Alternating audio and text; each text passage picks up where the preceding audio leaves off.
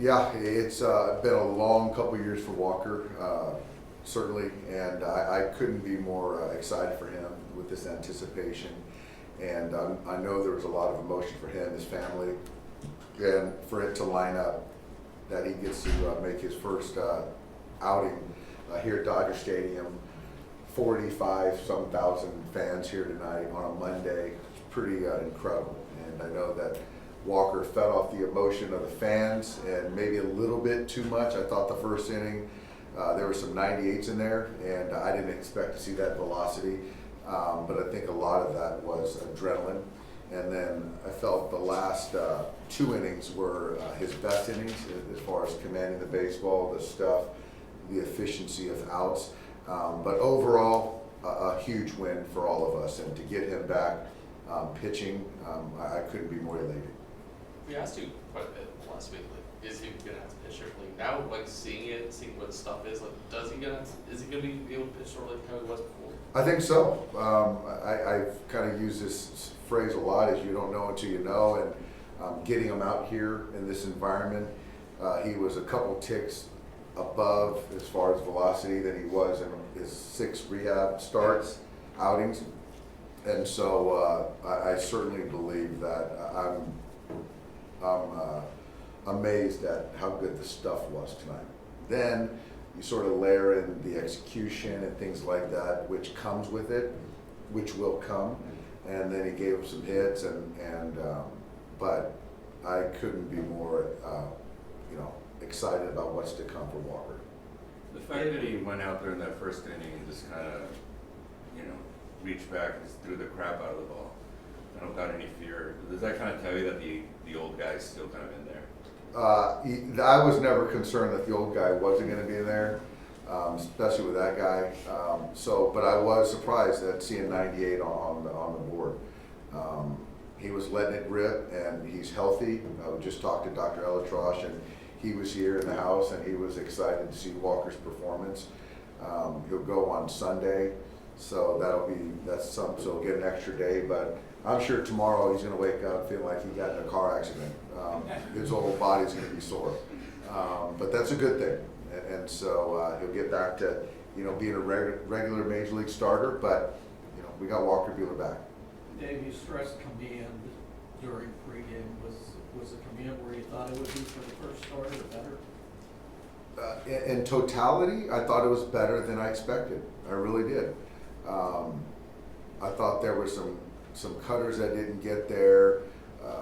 He left that breaking ball up to De La Cruz or Sanchez, one of those guys, Sanchez, for the 2-out base hit. The fastball misfired a little bit, but I thought it was much better than I expected, yeah. Just how significant was getting it back? I don't know for how he pitched, but but I think that's just kind of everything that he brings to the staff. It's huge.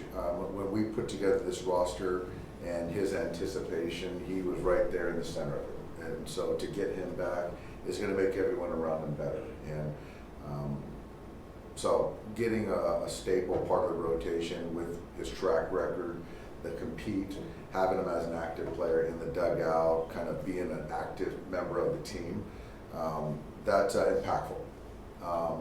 So I think that I really do believe this is the floor, and it's only going to get better as far as the execution, the the ability to go deeper in games and things like that as he gets his legs under him.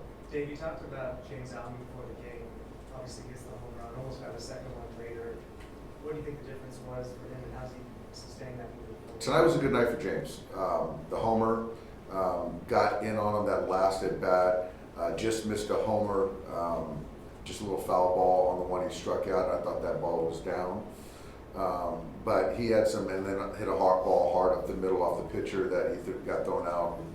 So tonight was a really good offensive night. Hopefully that carries over to tomorrow.